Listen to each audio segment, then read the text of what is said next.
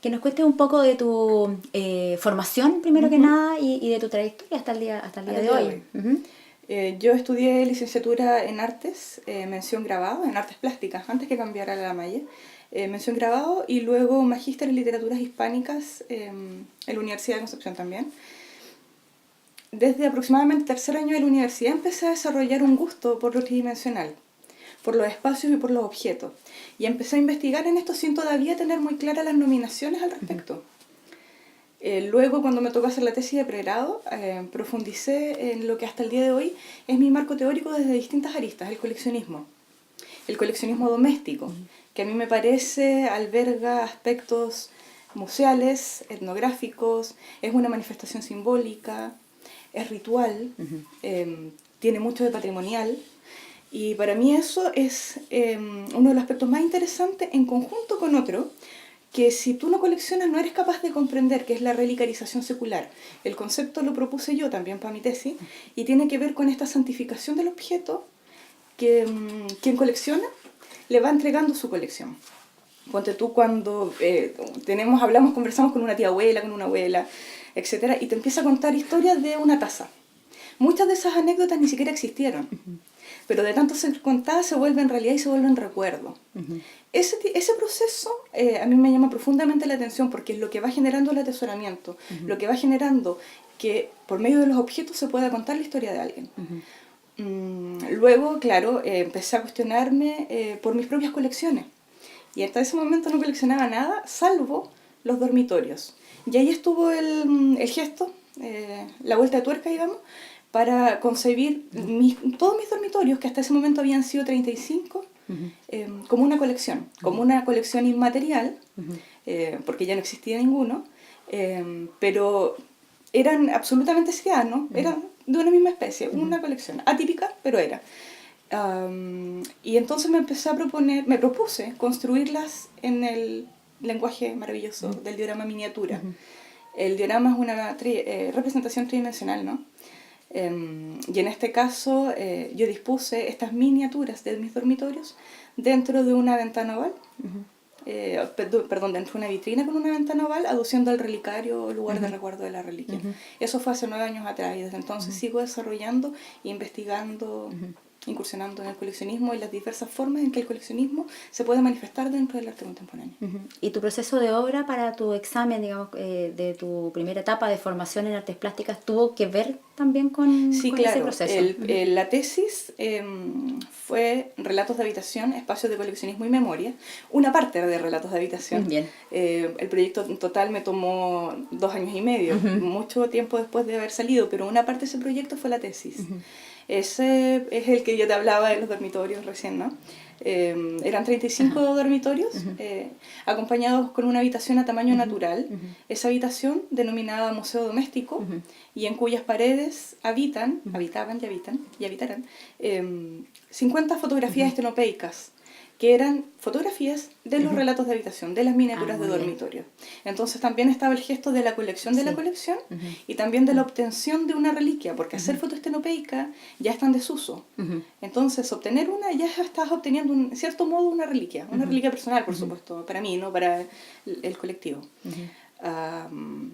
Y fue una experiencia muy bella, no solamente construirlo, porque claramente uno va volviendo atrás en la memoria. Cada dormitorio lo construí primero mediante un texto, hice un texto, para poder situar el espacio y poder concebirlo como un teatro en donde restaba la pared que menos identidad tenía para el mismo.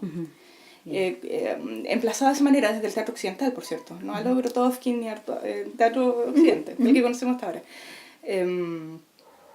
Y el proyecto entero estaba cargado de símbolos. Como te decía, desde la foto estenopeica, la ventana relicaria de los dioramas, la habitación museo, etc. Me gusta además porque la interacción del público con ese proyecto fue muy bella. El público sonreía, yo creo que es porque al ver un dormitorio, indefectiblemente te preguntas y recuerdas los propios. Eso me parecía maravilloso. Y ya volviendo un poco a tu etapa de formación, Y hasta el día de hoy también no se circunscribe realmente a la etapa de formación, pero si pudiera, es un poco compleja la pregunta, pero si pudieras tú reseñar algunos referentes, por ejemplo, para tu trabajo, o algo que te haya hecho algún clip, ni siquiera son referentes directos, sino que a veces hay ciertos impactos que generan la obra, ¿cierto?, de otros artistas, tanto a nivel regional como a nivel nacional, que hayan tenido algún tipo de impacto en tu proceso. Sí.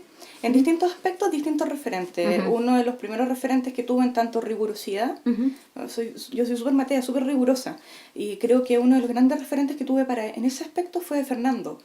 Yo los perseguía en ciertos cursos que él impartía en la universidad, porque me gustaba eso, que te iba constantemente poniendo a prueba, que te iba exigiendo cada vez más. ¿Fernando Melo? Fernando Melo, fotógrafo. Luego... ponte tú, cuando empecé a buscar en términos del coleccionismo me encontré con la Annette Messayer, que era la primera que había puesto dentro del arte contemporáneo un aspecto de su vida privada en la galería de arte. En términos de diorama, en Chile, bueno, estaba Norton Massa, pero su obra terminaba siendo una fotografía. Lo único que hacía algo semejante era Leonardo Portus, que hace retablos, que hizo retablos, hizo Viexpo, una serie de retablos maravillosos. Fue el único referente más cercano que pude encontrar en términos de el lenguaje del diorama. Ahora, en términos de la disciplina artística, de lo que el arte implica en los diversos aspectos de la vida y de lo que uno va a hacer y desarrollar, claro, hay muchos. De hecho, yo miro mucho los clásicos, Toulouse-Lautrec, Da Vinci, Kandinsky. La Frida me gusta mucho, la potencia de su obra, Modigliani, la mirada de Modigliani, y no solamente artistas, propiamente tal. Soy una asidua lectora, soy una devoradora de libros desde muy pequeña, y en ese sentido los rusos, el boom literario, la poesía para mí significaron una expansión intelectual que bueno, uno siempre que lee va queriendo leer más y se va dando cuenta de lo poco que conoce, ¿cierto? Sí. Un gran referente para mí en términos de lo literario llevado al arte es Georgia Perec, que también me lo presentó Fernando Melo. Pensar, clasificar, tentativas de agotar un lugar parisino, la vía instrucciones de uso, especies de espacios fundamentalmente también. Gastón Bachelard, que tiene en su Poética del Espacio todo un capítulo a propósito de la miniatura. Así es. Humberto Eco, Marcel Proust, que trabaja y ahonda en la memoria. Para mí son referentes fundamentales. Y todo el tiempo vuelvo a ellos. Hay una cita preciosa de Marcel Proust, que fue mi epígrafe de tesis, fue el epígrafe para relatos de habitación, y te la cuento. Claro.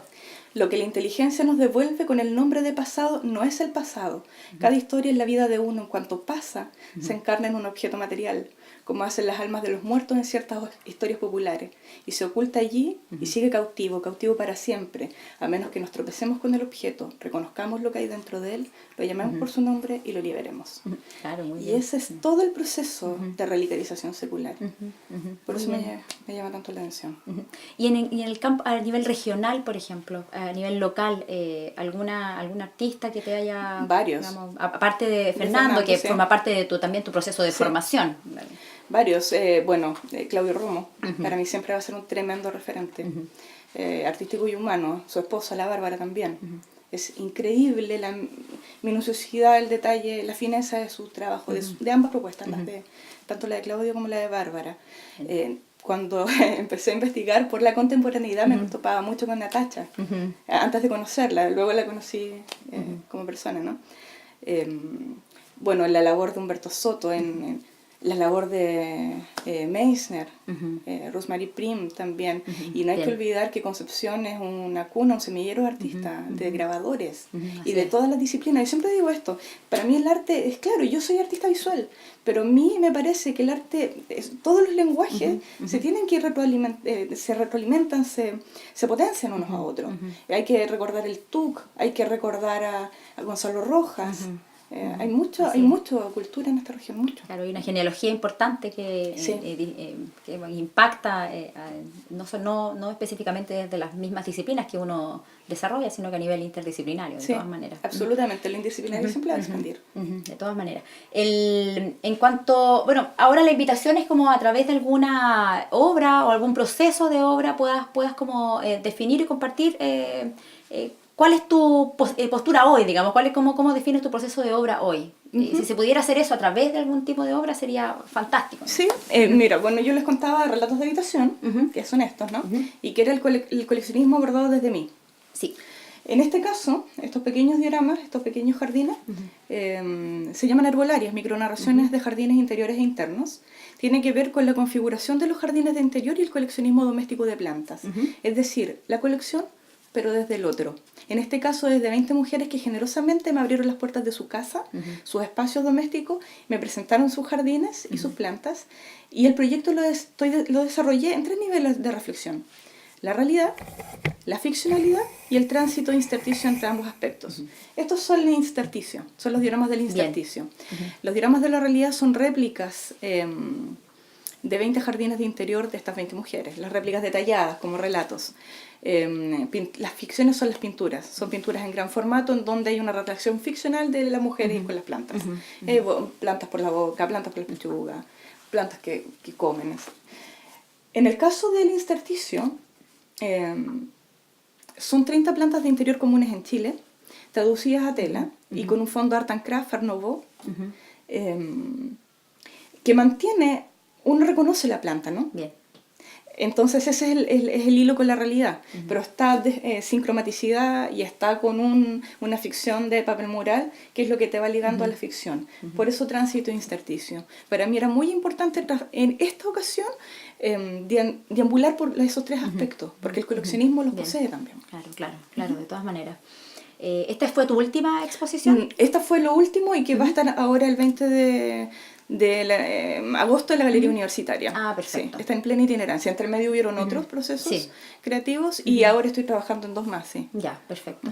Que tiene que ver también, por supuesto, no hay ningún tipo de inflexión en ese proceso, sino que tiene que ver también con el coleccionismo, digamos, con esa función vital que tú tienes. Sí, está la etnografía de los balcones que fundar este año, que tiene que ver con el diorama con movimiento, también desde una mirada patrimonial, y está la memoria de los umbrales, que es un cuestionamiento a lo que hacemos con el patrimonio. Pía, ¿cómo te sitúas tú dentro de una crítica, digamos, o dentro de un circuito primero regional? ¿Cómo te ves tú dentro de ese circuito? Yo me considero aún artista emergente. Faltan muchos años para decir que tengo una carrera ya más armada, ¿no? Bien. Y creo que hay que siempre pensar en eso, nunca pensar en que hiciste muchas cosas, porque cuando pierdes objetividad, cuando pierdes cierto grado de humildad, y eso hay que verlo y aprenderlo siempre de Claudio Romo, que es muy humilde, pierdes toda posibilidad de seguir aprendiendo. Y la verdad es que yo no quiero seguir aprendiendo. Quiero aprender mucho más. Y ¿es posible así, desde esa perspectiva que tú tienes con respecto a tu trabajo dentro del ámbito local, te percibes también dentro de un ámbito nacional en algún punto, digamos? O sea, mi trabajo ha sido bien evaluado en términos nacionales, por el Museo de Bellas Artes, por el MAC, por la revista Arte al Límite. Aún así creo que falta harto. Yo sigo insistiendo. Claro, todo es un proceso. Todo es un proceso y faltan muchas cosas por hacer, muchos proyectos que concretar. Y lo último, con el tema de la labor de la crítica, ¿cómo la sitúas tú? ¿Cómo ves, cierto, esa labor de la crítica con respecto, en este caso, de las artes visuales? Si existe o no, si hay algún tipo de impacto que pudiera, digamos, tener. Sí, la crítica existe y es abismante muchas veces. Hay muchos críticos que plantean, por ejemplo, este caballero, justo Pastor Mellado, ¿no? Que cambia de opinión cada 2 años aproximadamente, pero que es muy lapidario. Otros no lo son tanto. Creo que existen 2 tipos de crítica, como en todas partes, la constructiva y la destructiva. Trato de tomar lo que visualizo constructivo y lo demás trato de dejarlo de lado. Es lo más sano, creo. Bien, muy bien. Muchas gracias. Excelente.